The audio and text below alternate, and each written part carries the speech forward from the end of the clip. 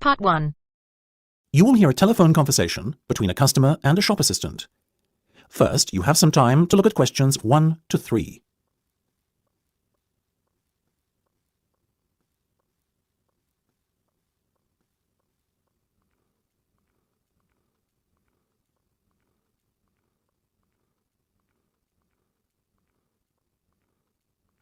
You should answer the questions as you listen, because you will not hear the recording a second time. Listen carefully and answer questions 1 to 3. Good morning, Jenny's Suit Rental. Jenny speaking. How may I be of service? Hi there. My name is Max Jones. That's Jones, and I'm looking to rent a suit out for a special occasion. Certainly, Max. We charge a set fee for our services. You can either choose from our designer range and pay £50 to rent your suit out, or choose from our standard range at a cost of £25. So, what will it be? Oh, the first option, please, Jenny. £25, did you say? Unfortunately not. The designer range is twice that price. Oh, in that case, I'll take the second option. Standard, was that it? That's right. Now, before we go any further, may I ask how you intend to pay? Do you accept checks? Yes, but only in exceptional circumstances. We prefer cash or credit card. Well, as I haven't got one, does this count as those circumstances? Yes, that'll be fine. Make it payable to Jenny's Suit Rental. Will do. Before listening to the rest of the conversation, you have some time to look at questions 4 to 10.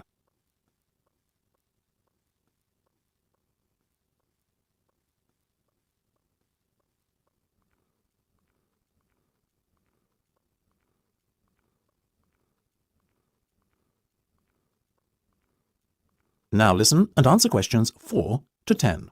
Now, Max, can I take your measurements, please, and a few details about what sort of suit you have in mind? Certainly. Let's start with the trousers then, shall we? What is your waist size and leg length? I used to be 32 waist, you know, but these days it's more like 36. Too many cream pies. I've been there. And about the leg, 34? I wish. I'm afraid I'm somewhat lacking in the height department. Not even a 32. 30, I'm afraid. Never mind. As for the colour, could you do a dark grey suit? In fact, we have a very smart one of those in just your size. You're in luck. Now, what about shoes? Same colour? No, I think I prefer something darker. OK, let's go with traditional black then, shall we? What about size? I'm a size 45. By my calculations, that's 10 in our sizes. And style? What have you got? We do suede, nubuck and traditional leather. Definitely the last one. Very well. And will you be wanting a necktie? Do you do bow ties? Of course. I'll put one of those down in your order. Dark grey, I presume? Perfect. To match the suit. I think I fancy a light blue shirt, by the way. Might I recommend a green? Green would go very well with the suit you're renting. Light or dark? I'd say dark. Dark it is then. My neck size is 17 and a half. Hard to believe that a little over a year ago I could fit into a 15, isn't it? Those cream pies again, right? You got it. Now, what about your suit jacket? Same colour as the trousers, obviously, but what size? Medium should be fine. You sure? Yeah. And have you got any of those 3-button ones? I'm afraid not. The 1 and 2 button suit jackets are far more popular at the moment. In fact, the 1 button is all the rage. Let's have that one then. No problem. Now. That is the end of Part 1. You now have half a minute to check your answers.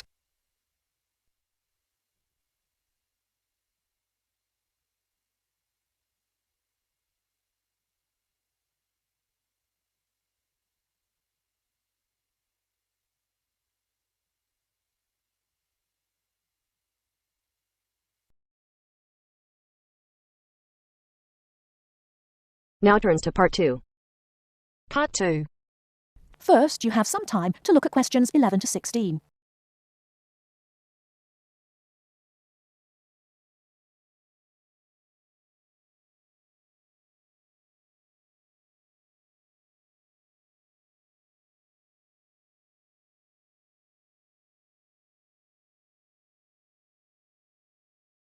Now, listen carefully and answer questions 11 to 16.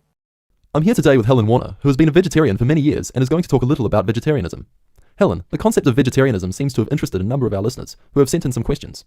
To begin, what made you want to become a vegetarian? Well, when I was 16, I had friends who were vegetarian and they introduced me to the idea. My parents were typical of their generation and ate meat at least 3 or 4 times a week, so I didn't really think about it too much until a few years later. It was while I was at university that I really thought about it and decided that it was unfair to eat meat when there are so many alternatives available. Is there anything you miss about not eating meat? No, not really. As I said, there are so many substitutes available these days, perhaps the most important of which comes from the soya bean. Soya is so versatile and is the staple substitute for most vegetarians. So what about the nutritional value of vegetarian food? Isn't it true that there are some vitamins that you can't get from soya or vegetables alone? Surely people need these vitamins. Yes, that's correct. But actually there is only one vital vitamin that is only present in meat. That's vitamin B12. Most vegetarians are aware of the implication of this and actually take B12 supplement in the form of tablets. Of course, the way you cook vegetables is also very important in preserving vitamins. Many countries, particularly the UK, have a reputation for overcooking vegetables. Water-soluble vitamins, where the vitamins are dissolved into the water, are often lost. Vitamin C is a common example. However, the loss of vitamins can be avoided by microwaving or steaming vegetables, which is what I do whenever I cook. Some people don't want to change their cooking habits too much, so if you do boil them, simply cut down on the cooking time. So a vegetarian diet is fairly healthy then? Oh yes, a lot of people believe that vegetarianism is unhealthy, but that's actually not the case. Vegetarians are actually considerably healthier than many meat eaters. Consider for a minute the health aspects of the incredible amount of meat this country and others like it consume. The statistics for beef eating, for example, are quite frightening. The world figure for beef consumption is slightly less than 11 kilograms per person each year. Yet in Europe, the average consumption is nearly double that at 21 kilos per person. And in the USA, it is even worse, with the average person eating 44 kilograms of beef every year. Before you hear the rest of the talk, you have some time to look at questions 17 to 20.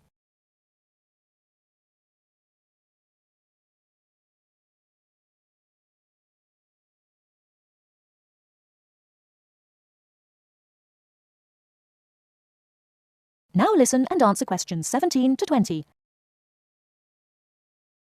So are you suggesting that people stop eating meat altogether and everyone adopts a vegetarian lifestyle? No, not at all. Even in the healthiest diets, there is still a place for meat, but it should be eaten in moderation. Many nutritionists think of foods in terms of a pyramid, with the foods we can eat relatively freely at the bottom and the foods we should carefully restrict at the top. The majority of our diet should be composed of cereals, which would go on the bottom row of the pyramid. In this category could also be included such things as rice and pasta. Next, a good diet is followed by a roughly equal amount of vegetables and fruit. I have at least 2 servings a day of fruit and vegetables whenever possible. In decreasing quantities, you can then eat dairy foods, eggs, cheese, etc. Almost at the top of the food pyramid comes fish, carefully prepared of course, not dripping in oil or batter, and white meat.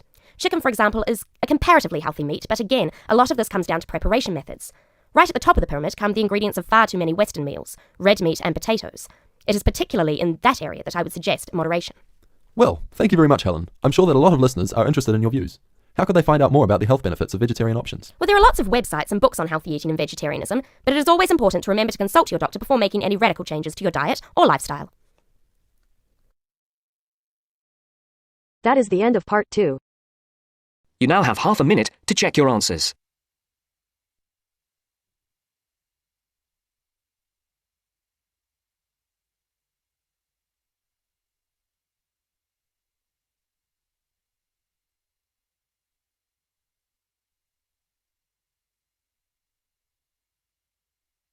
Now turns to part 3. Part 3. You are going to hear a lecture. First, you have some time to look at questions 21 to 25.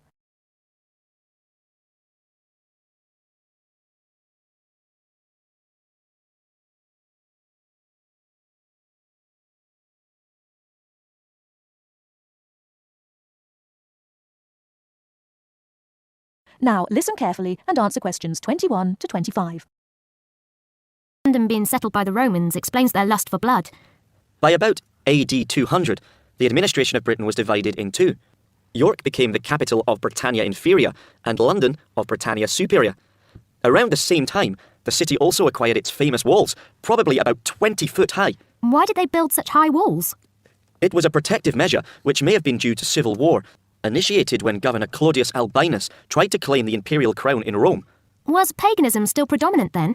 Yes, but Christianity appears to have reached the province at an early date, and only a year after the religion became officially tolerated in the empire, London had its own bishop, Restitutus, who is known to have attended the imperial council of Arles. You really delve deep.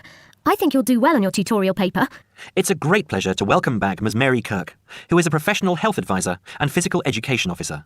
Thank you, Peter, for the introduction. It's a pleasure to be back. Today, we're going to discuss the benefits of exercise. University life is hectic and stressful. It also involves a lot of sedentary work, that is, sitting for many hours at a time.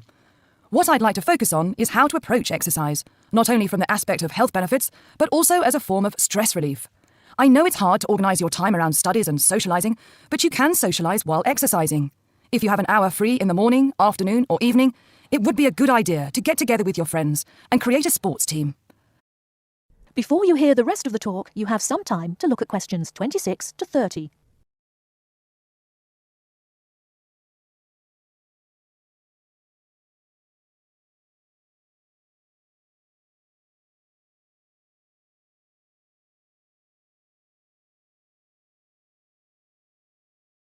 Now listen and answer questions 26 to 30. The grounds of a university are ample enough to support every student's need to become active. There are also readily available facilities at your disposal, such as a football field, tennis and badminton courts. There's also a swimming centre, and within that building is a gymnasium with a variety of programmes, such as aerobics and weight training. If the idea of attending one of these facilities seems daunting, then you can walk along the river. Oh, and that reminds me, the university also offers rowing. If there is a sport that you're interested in that's not on offer, you can approach either your student union representative or speak with Sports Administration Manager Mr. Lawrence Cavendish. Now, I want to talk about why exercise is beneficial, physically and emotionally. The obvious results are physical. You can keep fit by using muscles that ordinarily don't get used in the classroom. The health benefits are astronomical. You'll live longer, be happier, and look good. By building muscle, you strengthen your bones, a definite advantage for women in their later stages of life, as women are prone to osteoporosis. It also strengthens your heart. Yes, don't forget your heart is a muscle, and the more exercise you do and the harder you work, the more blood is pumped from your heart to your brain. Now this brings me to the psychological advantages of exercise. When we are active, endorphins are released into our brain. An endorphin is a chemical that is released when your heart rate is pumping beyond its normal capacity. It's the same as adrenaline. You can actually feel when endorphins kick in. You feel a rush, almost a high. The benefits of this are numerous. Your brain works at peak capacity for a longer period of time. Your awareness is maximised, and the fatigue you usually feel at 4 o'clock in the afternoon will be non-existent. In one word, exercise makes you sharp. Now, I'm not saying that you should overdo exercise, because too much of anything can be dangerous. But if you think about your daily routine, you spend about 6 hours a day in lectures and another 2 or more hours studying. That's a long time to be sitting. And that is a long time for your body not to be moving around. So try and find at least 1 hour a day to get some exercise. If you can't fit in 1 hour a day, try 1 hour every second day or half an hour a day.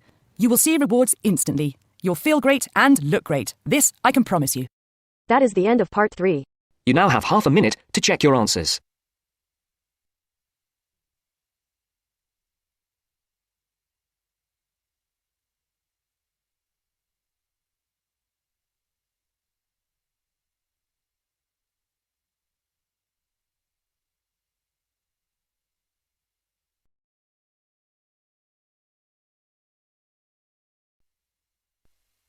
Now turns to part 4. Part 4. We'll hear an introduction on cheese making. First, you have some time to look at questions 31 to 40.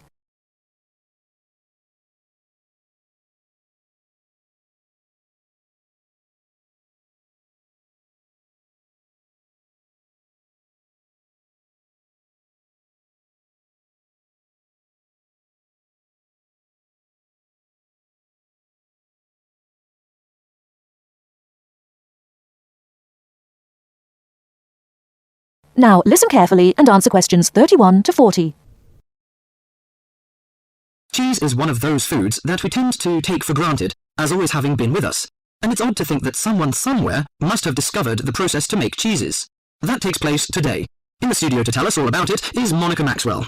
Today, we all know that the process of making cheeses takes place when microorganisms get into milk and bring about changes in its physical and biochemical structure. Well, obviously, we don't know who discovered the process, but it's thought that it came from Southwest Asia about 8,000 years ago.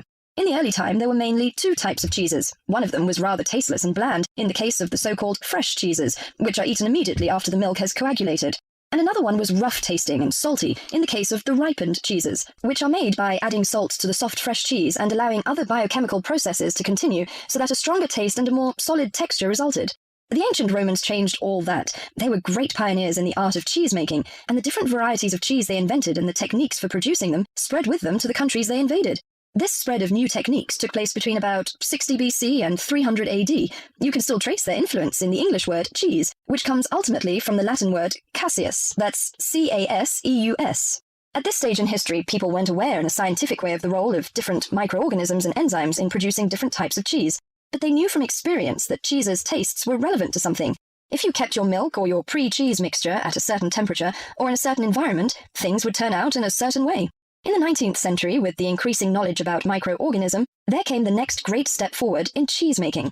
Once it was known exactly which microorganism was involved in the different stages of producing a cheese and how the presence of different microorganisms affected the taste, it was possible to introduce them deliberately and to industrialize the process. Nowadays, cheese is made on a large scale in factories, although the small producer working from his dairy farm continued to exist and still exists today. Cheesemaking moved very much into the world of technology and industrial processes, although because the aim is still to produce something that people like to eat, there's still an important role for human judgment. People still go round tasting the young cheese at different stages to see how it's getting on, and may add a bit of this or that to improve the final taste. Whatever the scale of production, there is still room for the development of art alongside the technology. That is the end of part 4. You now have half a minute to check your answers.